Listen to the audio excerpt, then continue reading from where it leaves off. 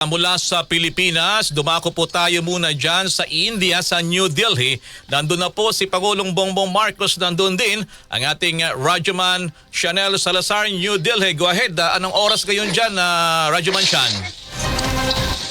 Magandang hapon mga kasama, dumating na si Pangulong Ferdinand Marcos Jr. dito sa New Delhi, India para sa kanyang 5 araw na state visit bilang tugon sa imbitasyon ni Prime Minister Narendra Modi. Eksakto 2:20 ng hapon local time dito sa India, 4:50 naman ng hapon dyan sa Pilipinas, lumapag ang PR001 sa Indira Gandhi International Airport dito sa New Delhi. Magkakaroon muna ng maiksing briefing si Pangulong Marcos tungkol sa state visit nito sa India at matapos ito ay idediretso ang Pangulo sa kanyang unang aktibidad sa New Delhi. Ito yung pakikipagkita sa Filipino community bandang 6:30 p.m. yan sa India time at 9 p.m. naman dito sa Pilipinas. Batay sa datos ng Department of Foreign Affairs, nasa 1,356 ang kabuang populasyon ng mga Pilipino dito sa India.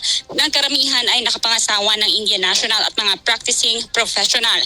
4 na araw siyang mamamalagi dito sa New Delhi kung saan magaganap ang kanyang bilateral meeting kay Prime Minister Narendra Modi at President Draupadi Murmu. Sa Huwebes naman, mga kasama, ay muling lilipad ang Pangulo patungong Bangalore, India. Ito yung tinatawag na Silicon Valley ng India o yung sentro ng teknolohiya para makapulong ang malalaking negosyanteng interesadong magnegosyo sa Pilipinas. Mula dito sa New Delhi, India, Radyoman Chanel Salazar, Tatak, RMN.